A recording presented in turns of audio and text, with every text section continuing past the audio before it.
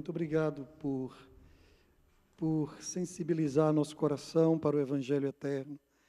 O coração da gente, na era da sobrecarga, como é a era que estamos vivendo, profetizada por Jesus nos Evangelhos, bem, precisamos muito de canções assim. É um privilégio estarmos juntos, é um privilégio a comunhão entre nós, é um privilégio poder abrir a palavra de Deus, e eu louvo a Deus pela alegria de poder compartilhar essa noite com vocês.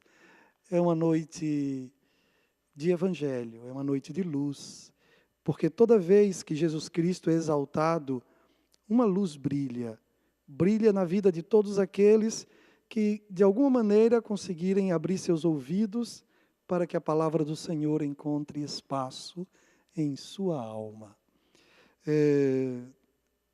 Nós estamos vivendo dias muito especiais. Eu quero pontuar com vocês 2 detalhes muito sensíveis da mensagem de hoje.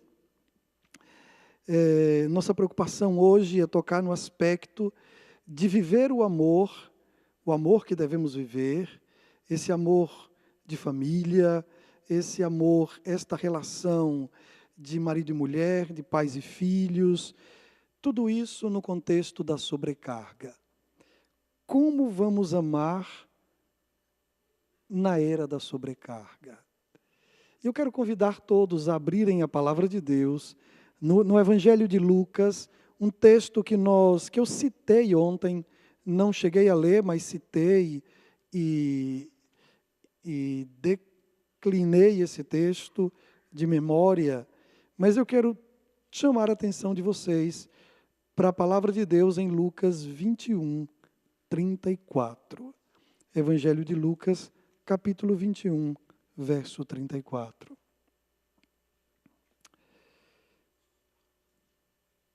Eu gosto desse texto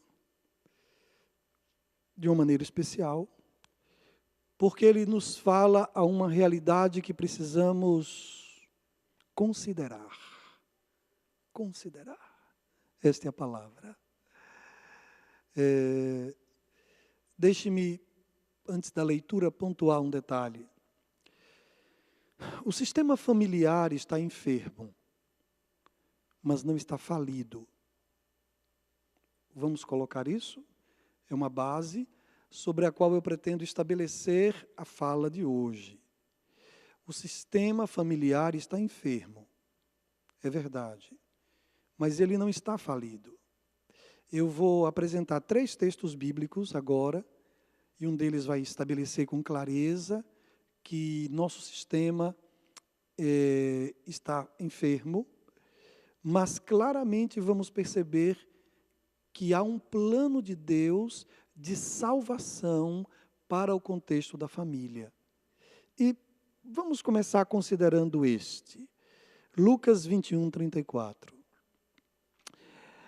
Tenha cuidado de você mesmo, para que nunca, eu gosto dessa expressão, para que nunca vos aconteça, vos suceda, que o vosso coração fique sobrecarregado com as consequências das orgias, da embriaguez e das preocupações deste mundo, e para que aquele dia não venha sobre vós repentinamente como um laço.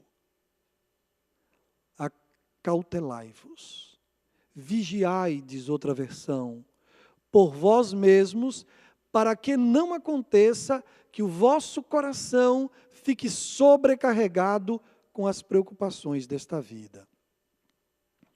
Dizer que este mundo está em crise e não dizer nada é a mesma coisa.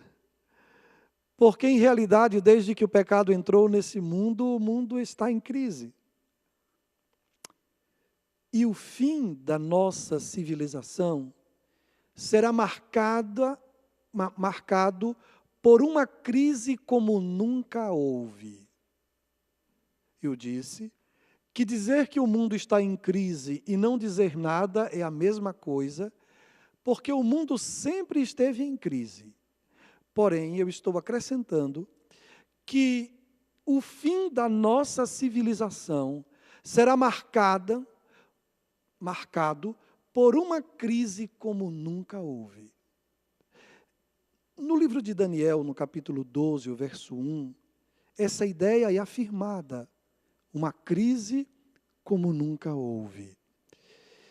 Além desse detalhe de uma crise como nunca houve, de Daniel 12, 1, em Daniel capítulo 8, e esse eu quero pedir a todos que abram, em Daniel capítulo 8, verso 25, Daniel depois de Ezequiel, Ezequiel é bem grande, então não tem dificuldade de encontrar. Daniel capítulo 8, verso 25, fala de algo que não pode acontecer nesse contexto do fim. Daniel 8, 25. Por sua astúcia em seus empreendimentos, fará prosperar o engano, no seu coração se engrandecerá e destruirá a muitos que vivem distraidamente, em outra versão, despreocupadamente. Levantar-se-á então contra o príncipe dos príncipes, mas será quebrado sem esforço de mãos humanas. Uma obra maligna, uma obra que conspira contra o príncipe dos príncipes, contra o rei dos reis, uma obra que conspira contra os filhos deste rei e que terá êxito na vida de todos aqueles que estiverem distraídos. Então, outro ponto para considerar. No contexto do fim, a distração é um perigo. Distraídos sobre o quê? Distraídos sobre a realidade de um conjunto de elementos que atuam de maneira conspiratória em relação à minha relação com Deus, afetando de uma maneira especial a minha vida espiritual. Mas eu quero convidá-los a, considerando que não podemos estar distraídos, considerando que necessitamos vigiar para que não aceitemos uma situação de sobrecarga. Veja que esses dois elementos partem de uma atitude consciente. Vigiar para que eu não me permita sobrecarregar. E vigiar para que eu não seja surpreendido, distraído. Duas situações que dependem de uma atitude espiritualmente consciente. Mas eu quero convidá-los ao texto que está em Êxodo, capítulo 20, conhecido de todos nós, e destacar um aspecto. Êxodo, capítulo 20, o versículo 5.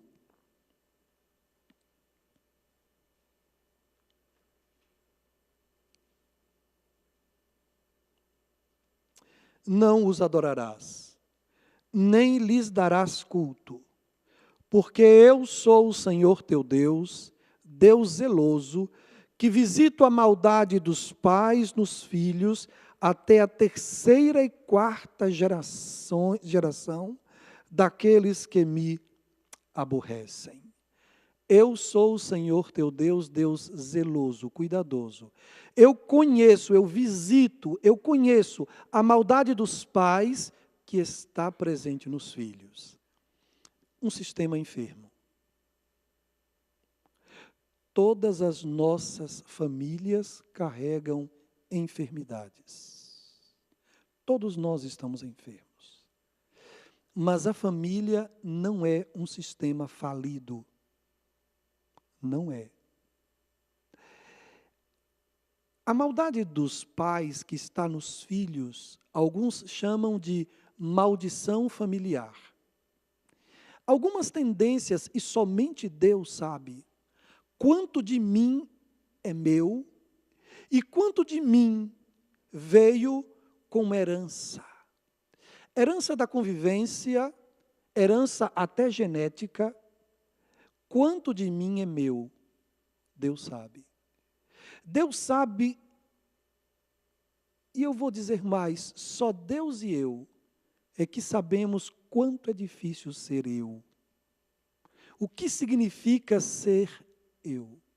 Ser você. Só Deus e você sabem o que significa ser você. Porque Deus, Ele conhece toda a herança que construiu positivamente e negativamente você. Essa estrutura humana, composta por psique, por soma, uma composição afetada, alterada ou tocada pelo advento da graça em minha vida, que restaurou a consciência da necessidade de uma mão ajudadora externa, para que eu possa dar conta da minha jornada. Vamos ponderar um pouquinho. Amor. Eu estava fazendo um estudo, e eu não vou entrar nesse texto, porque ele vai exigir muita atenção nossa, e o tempo eu preciso ser bem pontual. Eu estava examinando os versos introdutórios de Timóteo 3, quando a palavra de Deus diz que nos últimos dias sobrevirão tempos difíceis. É interessante porque em 3 versículos, 2, 3 e 4, em 3 versículos, a palavra amor aparece 6 vezes. E as 6 vezes que a palavra amor aparece, é expressando uma preocupação sobre não amar aquilo que devia amar e amar aquilo que não deveria amar. É interessante. Quando você traduz para o português, você não encontra as 6. Mas quando você vai ao idioma original, você encontra as 6 expressões que falam de amor. E por que eu destaco isso sem no momento ir detalhando? Porque esse texto fala sobre os últimos dias. Que nos últimos dias sobreviriam tempos muito difíceis. Porque os homens seriam amantes de si mesmo, mais amantes dos prazeres do que de Deus, sem afeição, sem amor natural. 6 expressões. Existe uma preocupação nesse texto paulino, apontando para o fim dos tempos, a respeito do que aconteceria com o amor dentro do tecido social. O próprio Jesus acusou em sua fala escatológica sobre o fato de que nos últimos dias o amor esfriaria. O amor esfriaria. Estamos falando sobre conduzir a família no contexto do fim, em um contexto onde a principal crise seria crise de amor, apontado por Jesus, apontado por Paulo, apontado de maneira farta. A palavra de Deus insiste em pedir a todos nós que estejamos despertos. Desperta, tu que dormes. Já é hora de despertardes do sono. A palavra de Deus tem uma preocupação aguda com a possibilidade de estarmos distraídos. Distraídos. A palavra do Senhor se preocupa. Amar na era da sobrecarga, e assim que eu vejo o nosso tempo, é difícil. Eu quero pontuar 2 detalhes e trabalhar esses conceitos.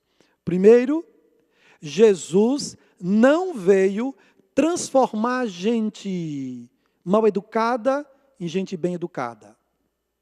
Jesus não veio transformar gente ruim em gente boa.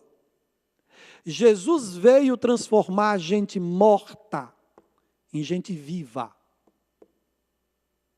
A entrada de Jesus na nossa família não é para operar uma melhora.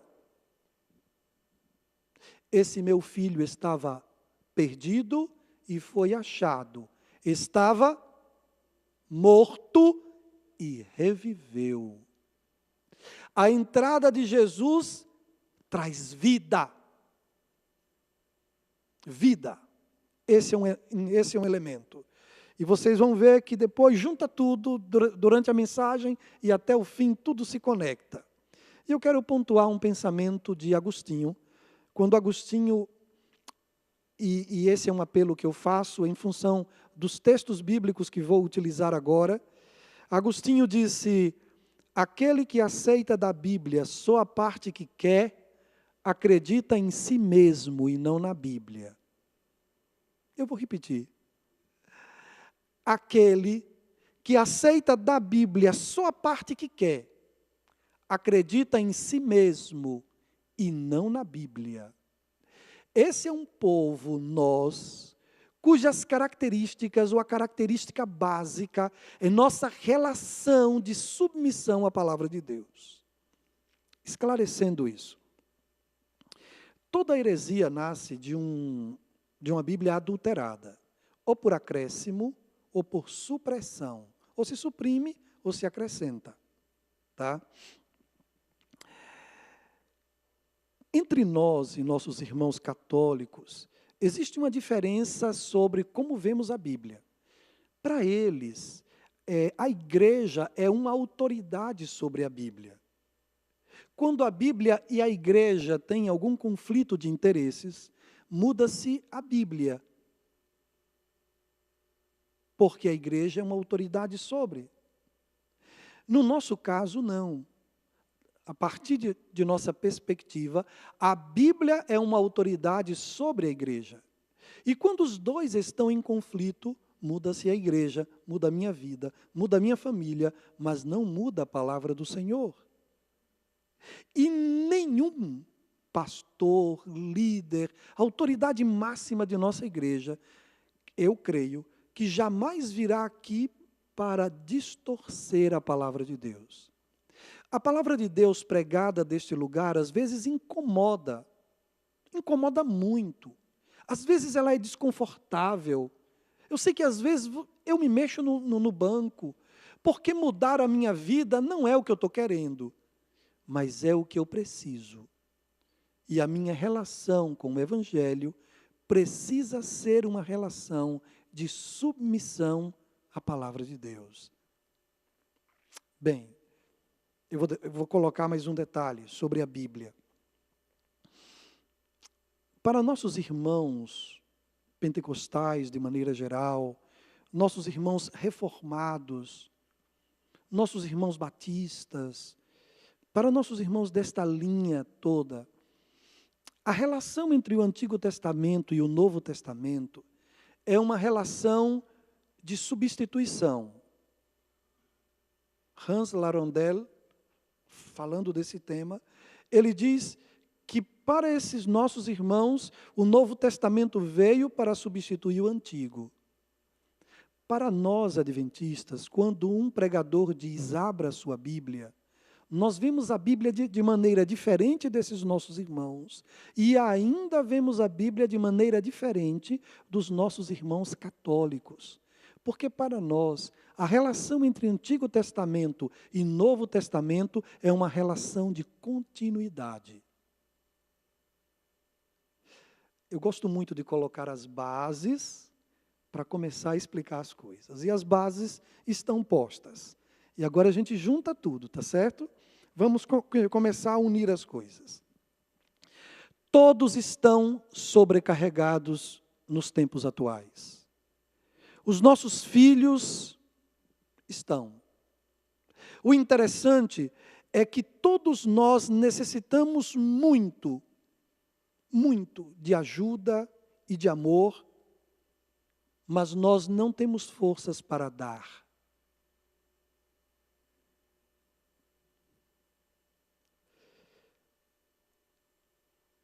A palavra de Deus tem uma preocupação com isso. E o apóstolo Paulo diz assim, olhe, não que eu tenha escassez, porque eu coloquei em espanhol aqui e tem que traduzir. Não digo porque tenha escassez, pois eu tenho aprendido a contentar-me em qualquer que seja a situação. Por que eu coloquei esse texto? Porque eu quero colocar um outro ponto. Felicidade, no texto bíblico, é coisa aprendida. É coisa que se aprende. O apóstolo Paulo apresenta-se como alguém que aprendeu a ser feliz. Eu pergunto, como é possível um coração ficar sobrecarregado? É possível em função de alguns elementos. Um deles, o medo. O medo. Medo de perder um filho. Medo de perder um matrimônio. Medo. O medo é um dos elementos mais presentes na nossa vida e que tem um poder de deixar o coração com excesso de bagagem. Nosso coração não alcança viver a rotina e ainda ter que carregar medo consigo. Se existe um elemento que tem que sair de nossa vida, nesse contexto do fim, nesta era de sobrecarga, se existe uma coisa que precisa ser banida, é o medo. Preocupado com isso, Jesus muitas vezes disse aos seus, não tenham medo. Deus disse a Josué, não tenha medo. Não tenha medo.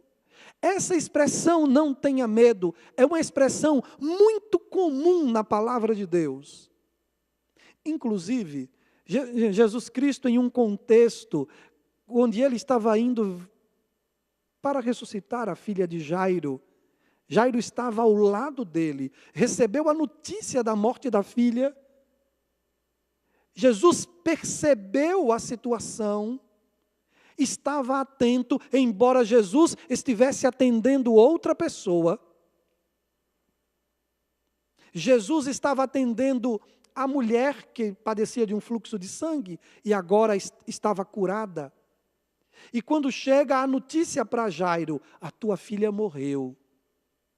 Jesus percebeu a notícia, percebeu os sentimentos e disse, não tenha medo. Esta é uma época de medo. Jesus Cristo acrescentou dizendo, sobre o tempo do fim, não vos assusteis. Já será muito difícil vigiar para não estar distraído e ser enganado, porque se há uma característica forte no tempo do fim, são os enganos. Enganos de diversas ordens. Medo. Não tenham medo. A única maneira de não ter medo é confiando. E eu vou fazer uma pergunta cruel, difícil de responder. Entrega o teu caminho ao Senhor, diz o texto, certo? Certo? Confia e o mais Ele fará. Eu tenho duas expressões, entrega o teu caminho e confia. A pergunta é, o que é mais difícil, entregar ou confiar? O que é mais difícil, entregar ou confiar? Eu vou contar uma história. Você está em uma rodoviária, um terminal de ônibus. Você está com muita bagagem, caixas, está com um carrinho grande, umas 7 caixas, mais umas 2 malas em um carrinho puxando, em uma rodoviária. O seu ônibus parte em 20 minutos aproximadamente, e na agitação, você esqueceu de se cuidar e deu vontade de ir ao banheiro. E você vai, você precisa ir ao banheiro. Não dá para entrar no box ou no próprio banheiro com tudo aquilo. Então você começa a olhar para o rosto de quem está ali no terminal e fica procurando uma pessoa honesta. Você olha para um, vou deixar tudo que é meu. Não, ali não. Você olha para o outro e fica procurando alguém a quem você possa entregar sua bagagem. Finalmente você encontra uma pessoa que você, pela cara, imagina que seja mais ou menos honesta, e entrega a sua bagagem. Vai ao banheiro e de quando em vez, dá uma aberturazinha assim na porta e vê se está tudo ali mesmo. Você sai, vai lavar as mãos e dá uma olhadinha para ver se está por ali mesmo ainda. Você entregou a bagagem. Teve que entregar. A circunstância lhe obrigou a entregar a alguém.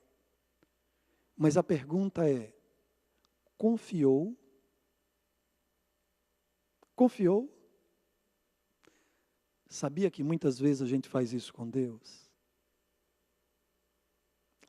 Só que aqueles que não desenvolvem uma confiança profunda no Senhor, o medo lhes vai perturbar e vai funcionar como sobrecarga em uma época difícil, com uma crise como nunca houve antes. Se existe uma carga que você não pode permitir que esteja em você, porque você não dará conta, é o medo. Ciúme é medo. É uma forma de medo. Medo de perder.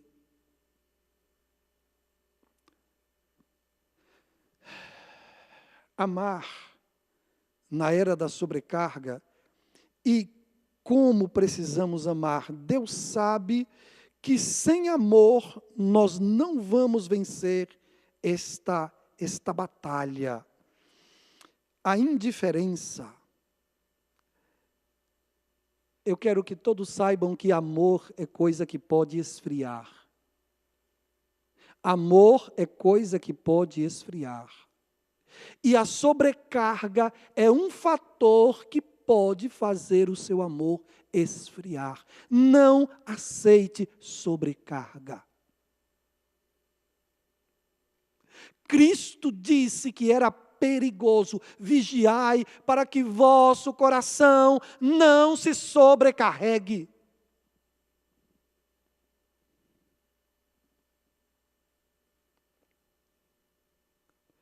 Um coração pode ficar sobrecarregado em uma cultura narcisista de uma maneira terrível. É uma cultura egoísta, onde produzir imagem é fundamental para que eu me sinta aceito, para que eu me sinta incluído. Eu preciso produzir imagem. E esta preocupação excessiva em produzir para seus olhos um personagem que você aceite, é uma preocupação extremamente desgastante. Porque dá conta da minha identidade, da minha pessoa estampada, dá conta de minha pessoa real, já é difícil. Fabricar um personagem com todos os seus nuances e torná-lo aceitável é insuportável.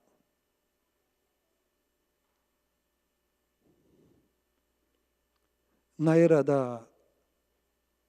da sobrecarga, um coração pode ficar sobrecarregado por causa do egoísmo,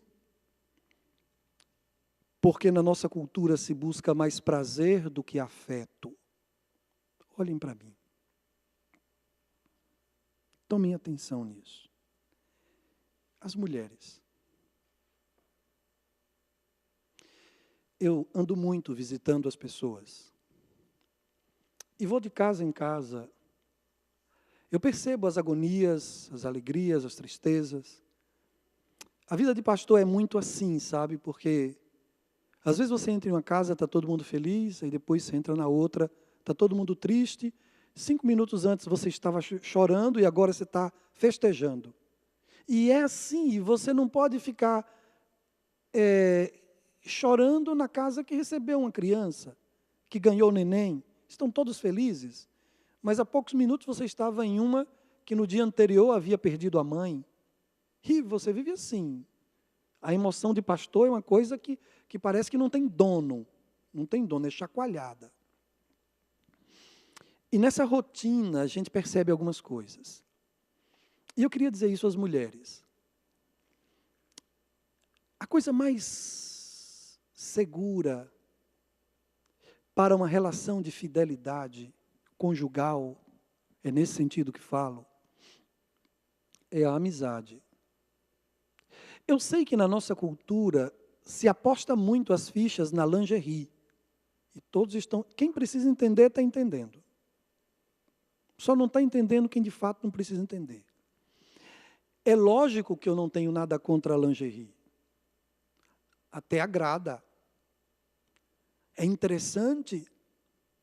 Mas é importante que todos compreendam, todas principalmente, que dificilmente um homem vai se sentir mal, porque traiu um amante. E se uma esposa decidir vestir a personagem de amante, é bom que ela saiba que, como amante, um homem não sente muito peso por trair um amante. Mas uma amiga, trair um amigo, para um homem é uma coisa terrível. Judas que o diga. Pedro que o diga. Se existe uma coisa que precisamos buscar como segurança para o ambiente da família, são os valores da palavra de Deus. E é bom que compreendam bem, porque tudo aquilo que tem valor não tem preço. E tudo aquilo que tem preço não tem valor. Então identifique bem, valor é coisa que não tem preço e é importante. E tudo aquilo que tem preço não tem valor. Você pode observar. Por conseguinte, tudo aquilo que tem preço não tem valor. E o contrário é verdade. Tem um detalhe. Amar nesse tempo. E é o amor que é o vínculo da perfeição. É o amor que é o vínculo da família. E no contexto do fim, declarado por Cristo e por Paulo, o amor está severamente ameaçado.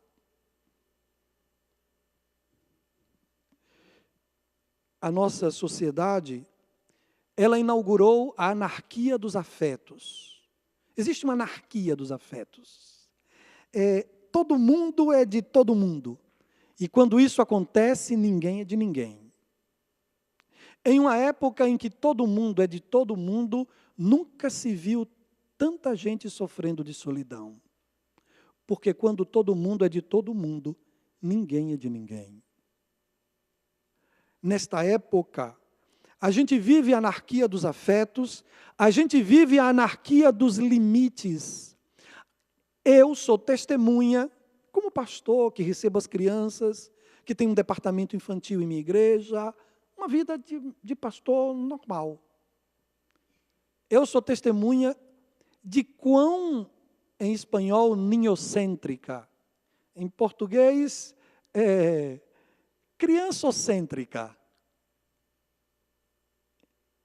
está a nossa cultura. E não deveria ser assim.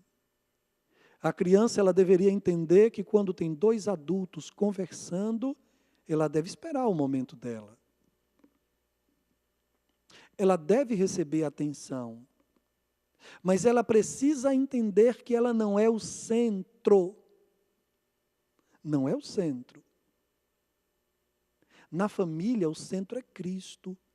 Quando tem um culto, a criança não pode estragar o culto, ou tirar a atenção do culto, ou desvirtuar o culto. E todos nós estamos com uma tendência a nos adaptar, a usar, e essa palavra adaptação, ela não é bem usada, porque adaptar até que é razoável, mas a gente está disposto a aceitar o dano. E a criança precisa receber limites com amor. Se existe uma palavra maravilhosa que Deus usa com os seus filhos e que nós precisamos aprender a usar com os nossos, é a palavra não. Deus usa muito bem essa palavra com todos os seus filhos.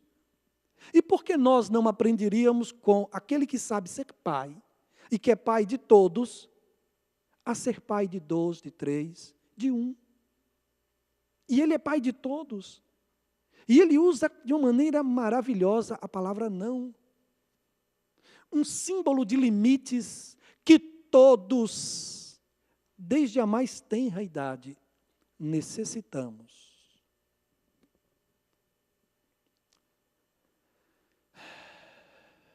Queridos, a era da sobrecarga gerou uma intensa e constante necessidade de prazer.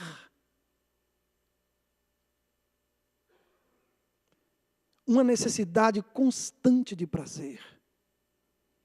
Esta era traz excesso de cobranças, essa era traz excesso de decepções. Dentro do excesso de cobranças existe a intolerância. E um excesso tremendo de decepções. Esta é uma época antinomista. As pessoas não querem a lei, não querem regras, não querem. É um tempo de poucas garantias. Na era da sobrecarga, o amor está difícil, porque existe o medo de investir, de que investir a vida em alguém pode não compensar. Pode não compensar. Existe esse medo.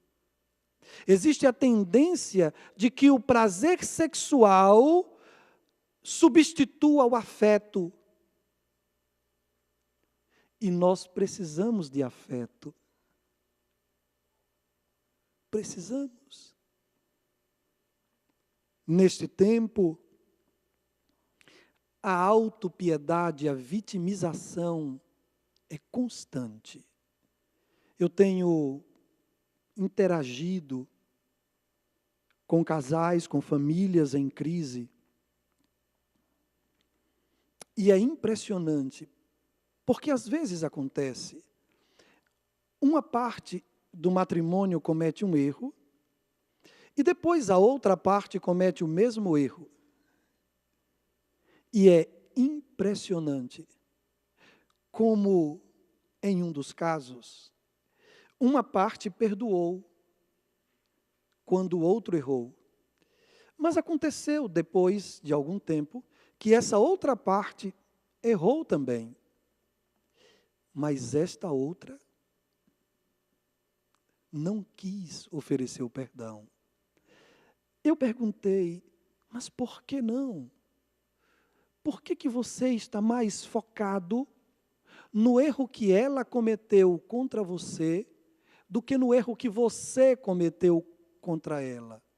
Você sabia que o erro dela não vai lhe tirar do céu, mas o seu erro vai tirar você do céu.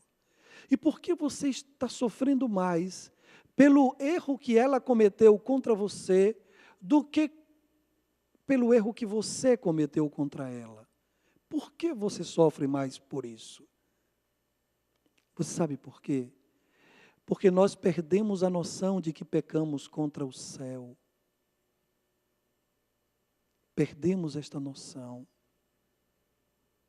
E precisamos recuperar isso.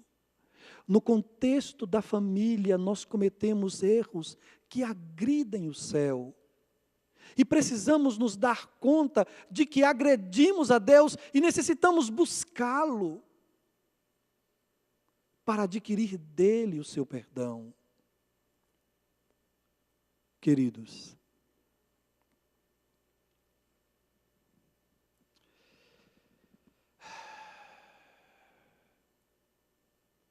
eu tenho uma preocupação que está em Gênesis capítulo 2, verso 24.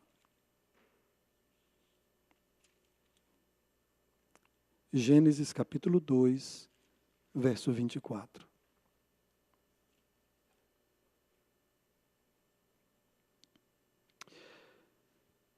Por isso deixa o homem, pai e mãe, e se une à sua mulher, tornando-se os dois uma só carne. Tá, presta atenção aqui. Só existe uma maneira de separar a carne, é cortando. Existe um problema, cortar dói. Cortar dói muito. Um senhor, isso está nos jornais, da cidade de Aracaju, um senhor policial estava pela rua com sua esposa, um bebê de 8 meses de colo e uma garota de 7 anos, sua filha de ambos, caminhando. Em um determinado momento, a esposa, policial também, começou a explicar ao marido o quanto ele era importante para ela, como pessoa, mas que as afeições dela estavam sendo atraídas para outra pessoa. Eles estavam caminhando pela rua, ele ouviu, não aceitou, tomou a criança menor e entregou a maior e disse, cuide do seu irmãozinho. Ele, policial também, tirou uma arma, deu 2 tiros nela e depois deu 1 tiro nele. Ele caiu por cima dela, no meio da rua. Cidade de Brasília. Um desses cargos do governo de salário alto, acontece a mesma coisa. A esposa disse que não dá mais, que tinha uma outra perspectiva de vida, ele não aceita, tira a vida dela e tira a própria vida. Por quê? Por quê? Alguém faria um ato como esse, sendo que só bastaria aceitar a separação? Por que fazer isso? Por que tirar a própria vida? Sabe, eu já vi pessoas que queriam se separar, mas quando se separaram, apesar de quererem, sofreram. Mas tem um motivo. Cortar dói. Uma mulher está no hospital. Ou melhor, um homem está no hospital. É o segundo casamento dele. Ele tem 6 meses desse novo casamento. O primeiro casamento dele foi um casamento de 17 anos. A nova esposa dele acompanha a sua crise de apendicite e dá toda a atenção, todo o carinho, todo o amor, tudo. São 6 meses desse novo casamento. O outro, de 17 anos, ficou no passado. Ele é submetido à cirurgia e quando vem voltando da anestesia, essa esposa, a atual, que passou a noite em claro ao lado dele ali naquele momento, que correu com ele para o médico, que acompanhou, que estava ali esperando ele voltar da anestesia, ela estava ali ao lado. E quando ele vem voltando, ele diz o nome da primeira esposa.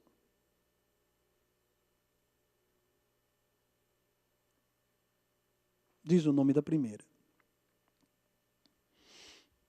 É lógico que a atual ficou muito aborrecida, muito chateada. Ela ficou chateada porque ela não quis compreender que ele esteve unido por 17 anos E esses 17 anos marcaram a ele. Ela não quis entender. Eu recomendo a todas as mulheres, principalmente aos homens também, mas mais às mulheres, um livro que se chama O Dilema da Segunda Esposa. Leiam esse livro.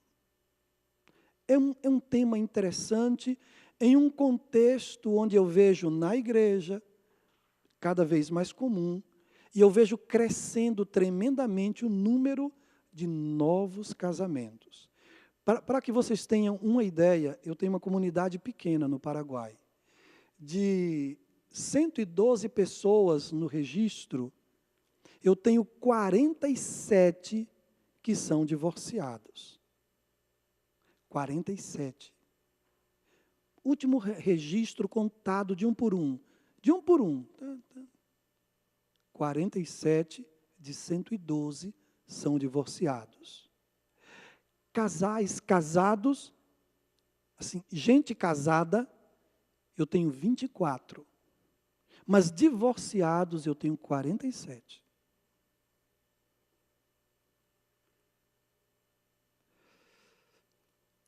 Esse texto disse, e serão os dois uma só carne. Ok, tá bom.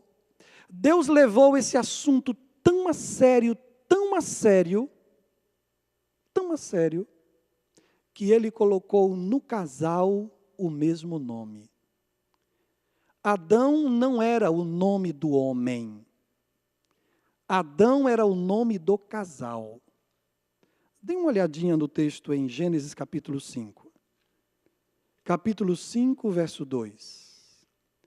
É possível que em alguma versão use a palavra humanidade, mas na maioria das versões vai usar a expressão Adão. Escutem. Homem e mulher os criou. Singular ou plural? Os. Plural. Homem e mulher os criou. E os, outra vez, plural, abençoou. E lhes, plural, outra vez, chamou pelo nome de quando? No dia em que foram criados. Ellen White diz que quando a mulher trouxe ao homem o fruto que apresentou ao homem, o homem olhou para o fruto e conscientemente, diz a Bíblia, ele comeu. Ele sabia que morreriam, mas ele, apesar de ter toda a bela criação, tudo à sua volta ser perfeito, ele não imaginou o paraíso sem ela. E como ele não imaginou paraíso sem ela, ele preferiu a morte do que estar ali sem ela.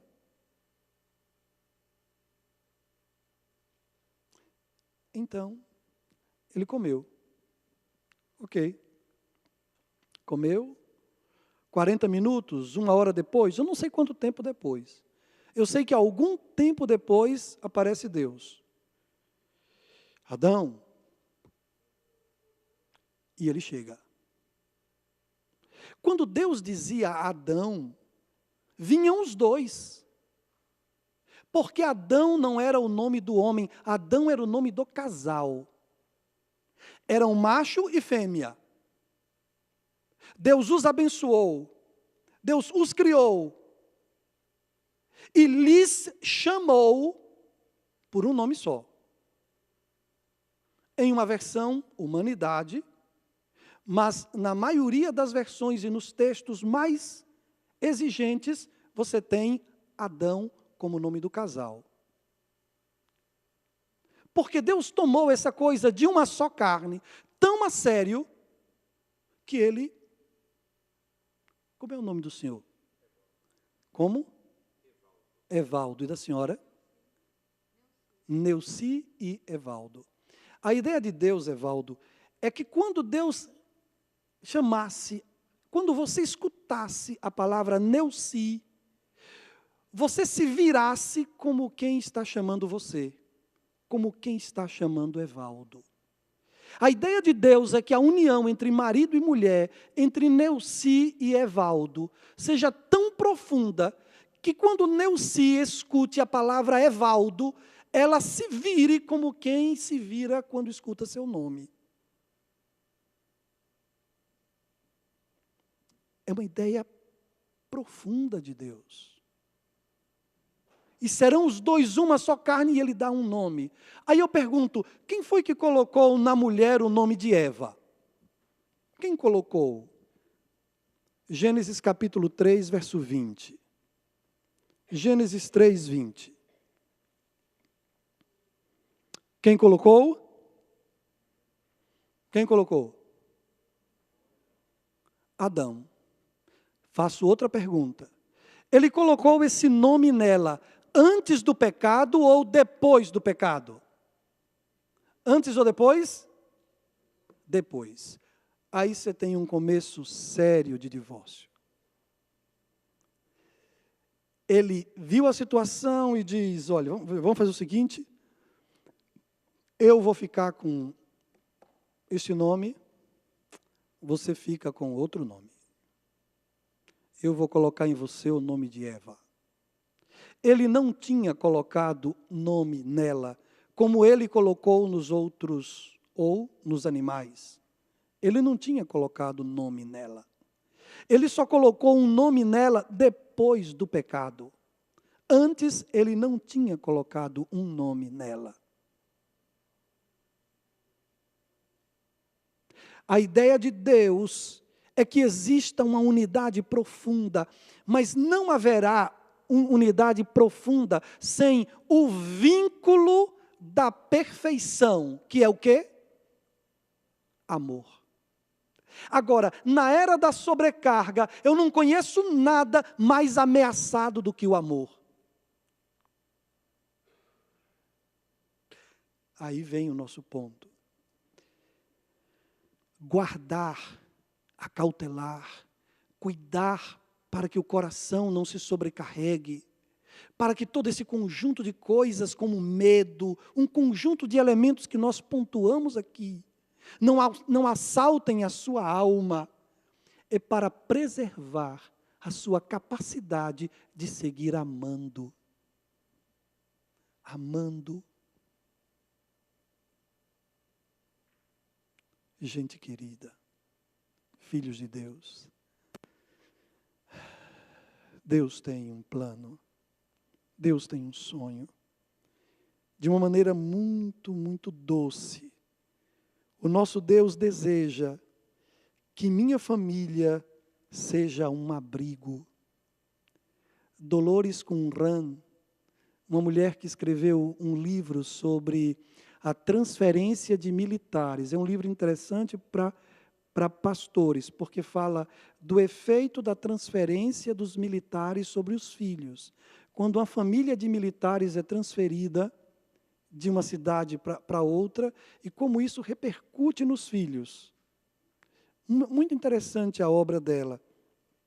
E na obra dela, ela fala de uma mulher que ela atendeu como psicóloga, e essa mulher, ela em diálogo com ela, disse, eu não gosto de voltar para minha casa. Não gosto de voltar para minha casa. Eu gosto de ficar no meu trabalho. No meu trabalho tudo tem um lugar certo. No meu trabalho há respeito à organização. No meu trabalho tem horários. Quando eu volto para minha casa, eu me sinto... As pessoas invadem o espaço umas das outras no ambiente da minha casa. No ambiente da minha casa, parece que ninguém quer respeitar sua responsabilidade dentro da família. Um espera que o outro faça a sua parte e gera sobrecarga para alguns. E ela dizia, por que essa mulher, consultando com ela, dizia que não gostava de sua casa? Sabe de uma coisa? O lar deveria ser um lugar para onde todos nós fugimos, e não um lugar de onde nós fugimos.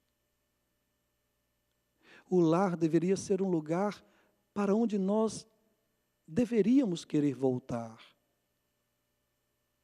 E não um lugar que se fica feliz quando se quer partir. A família deveria ser um espaço de aceitação.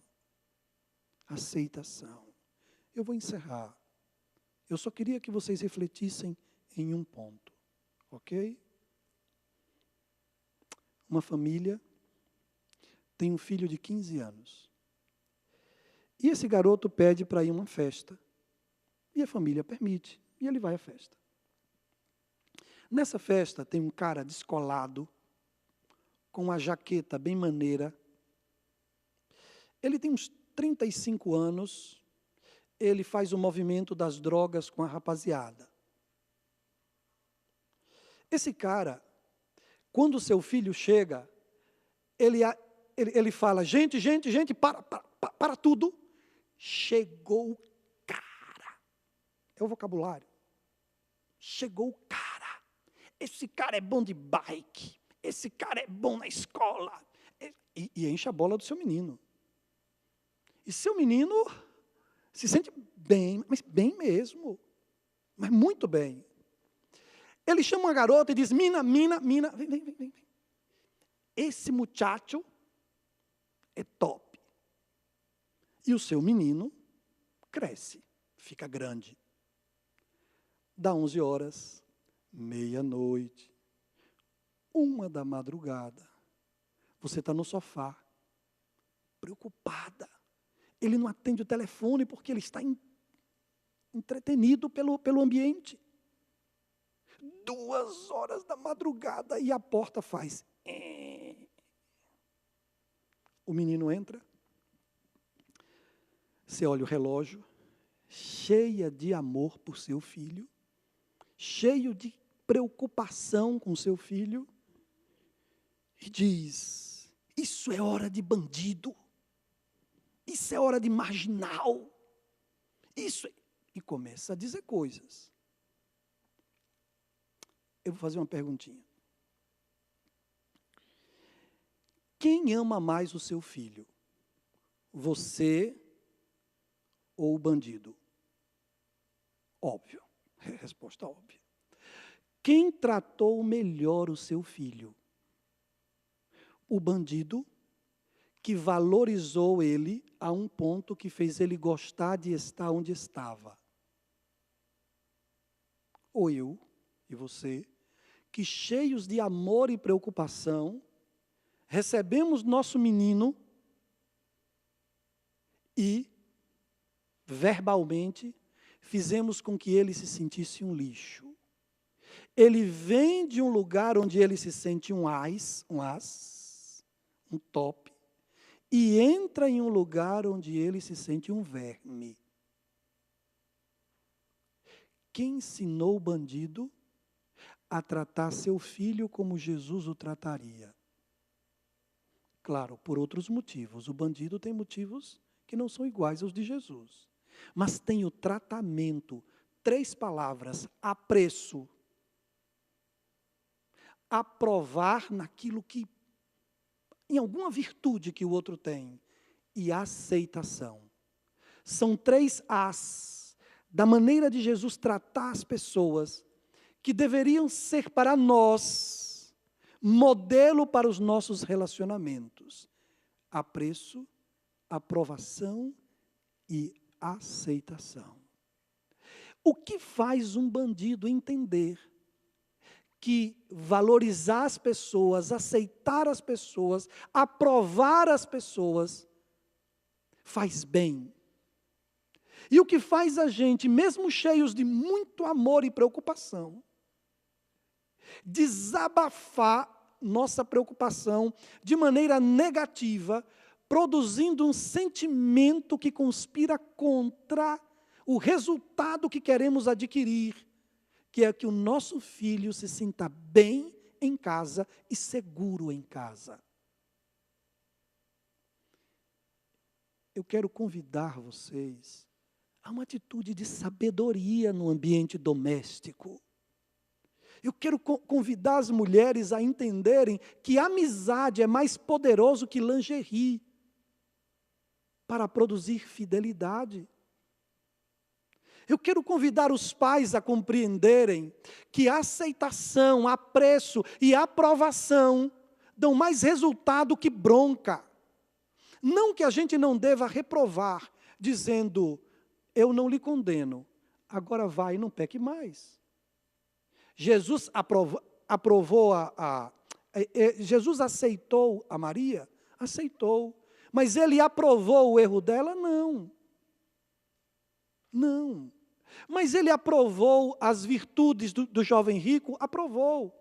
Fizeste bem, ele disse ao jovem rico. Agora vá, venda tudo o que você tem e dê para os pobres.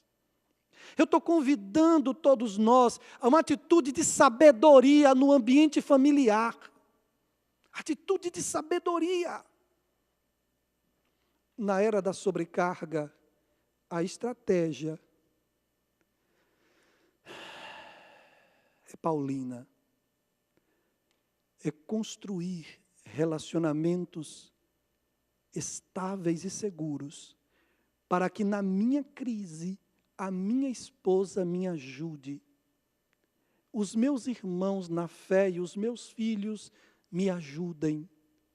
E quando for a sua crise, o levai as cargas uns dos outros, me desperte a mente para que eu apoie você na sua crise.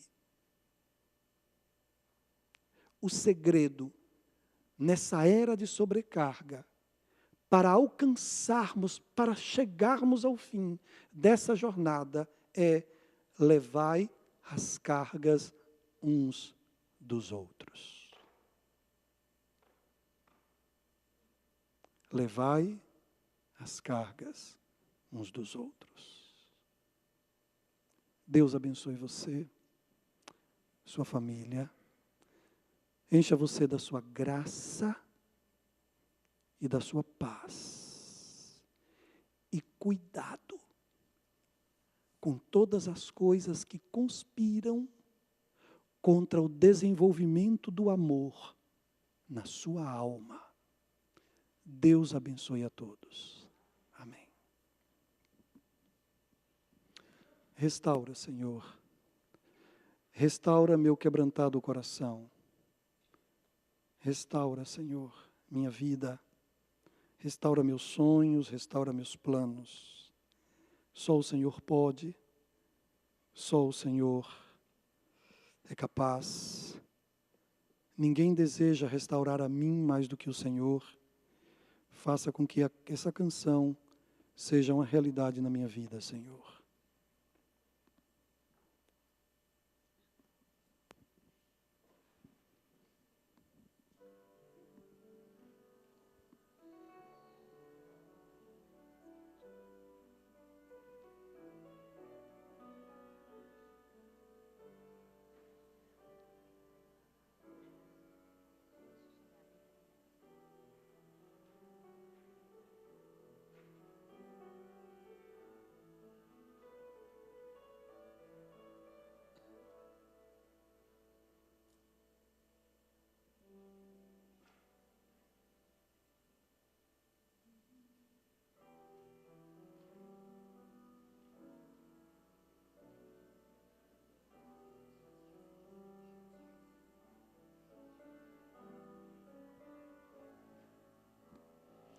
Restaura meu ser, restaura meu viver, restaura minha desilusão, restaura meu quebrantado coração, restaura meus sonhos. Restaura os meus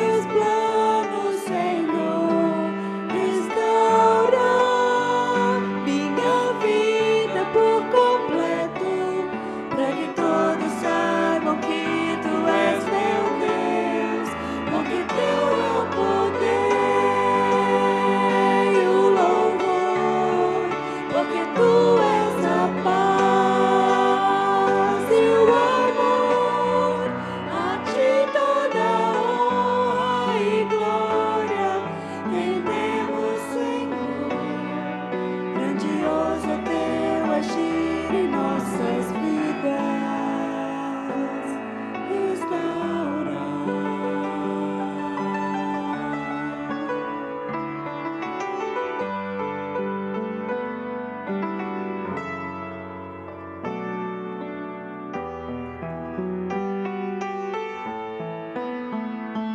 restaurar meus sonhos, restaurar os meus planos, Senhor, restaurar minha vida por completo, para que todos saibam que Tu és meu Deus, porque Teu é o poder e o louvor, porque Tu és a paz e o amor. A Ti toda honra e glória rendemos, Senhor. Grandioso é o Teu agir em nossas vidas, porque Teu é o poder e o louvor, porque Tu és a paz e o amor.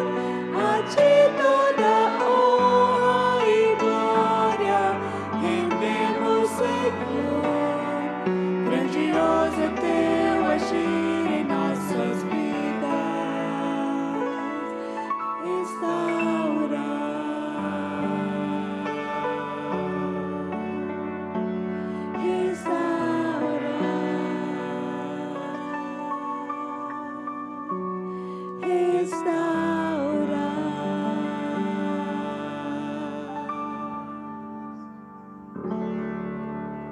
A oração dá profundidade aos relacionamentos. Para mim, o melhor marido da Bíblia foi Isaac. É a minha opinião. Talvez, eu admiro muito a José também, mas Isaac para mim foi um marido incrível. A mãe de Isaac tinha um problema de saúde. O pai de Isaac, Abraão, decidiu resolver esse problema de uma outra maneira, com uma outra mulher. Os filhos de Isaac, Jacó e Esaú, e eu destaco a Jacó, a esposa de Jacó teve o mesmo problema de saúde. Mas Jacó resolveu essa situação com outra mulher. Isaac, a respeito dele, a palavra de Deus diz assim: e orou Isaac insistentemente a Deus por sua mulher. Orou insistentemente. A relação de Isaac com Rebeca era tão profunda, que a solução para os problemas deles estavam em Deus. Isaac é o patriarca de uma só mulher. Você não encontra no registro bíblico Isaac buscando solucionar com outra mulher qualquer outro problema. Em Rebeca ele tinha. Em Deus, a Deus ele apresentava. A oração dá profundidade aos relacionamentos. Eu tinha dito para as mulheres que a amizade dá fidelidade. E eu digo para os homens que oração dá fidelidade. Ore ao Senhor por sua esposa. E fidelidade será um produto natural. Ela vai estar impregnada em sua alma. Haverá um espírito de profunda fidelidade a ela, cheio de prazer. Muitas vezes, na madrugada, na noite escura, eu me levanto e vou orar por minha esposa. Quando eu abro os meus olhos, está tudo escuro, mas eu sei que o Espírito de Deus está dentro da minha casa. Eu não troco o privilégio de ter o Espírito de Deus na minha casa por nada debaixo do céu. Pai querido, Louvado seja o teu nome pelo privilégio de estarmos aqui. Louvado seja o teu nome, porque nesta era de sobrecarga, profetizada em tua palavra, onde o amor seria o elemento mais machucado, mais danificado pelos eventos, pelo estado psicológico, pelo estado físico, mental do ser humano no tempo do fim. O amor seria o elemento mais afetado. Ó Deus, o Senhor que é o doador, o Senhor que é a fonte, o Senhor que é o provedor do amor. Senhor bendito, ajuda-nos a não perdermos a conexão com a fonte. Ajuda-nos. Toca o nosso coração, toca o nosso entendimento, sensibiliza o nosso ser, sensibiliza as verdades de tua palavra, ao contato com a pessoa do teu filho, para que o amor não esfrie em nós. Uma realidade percebida na sociedade, onde a afeição natural, o amor que já é genético quase, de mãe por filho, de filho por pai, de pai por filhos, este amor que está esfriando na sociedade, que isso não seja encontrado entre aqueles que conhecem o teu nome. Toca o nosso ser, ajuda-nos a guardar nosso coração, a cuidar, para que o medo não tenha espaço no nosso ambiente familiar, para que o espírito narcisista, para que o espírito egoísta não encontre espaço no ambiente do nosso lar. Toca-nos, Senhor, nos faz perceber os teus caminhos, enche o nosso coração com o refinado, com o puro, com o verdadeiro amor do céu, em nome de Jesus. Amém. Se você quiser, você pode abençoar a pessoa que está do seu lado. Se quiser, faça isso. Deus te abençoe. Deus abençoe a vocês, tá? Deus te abençoe.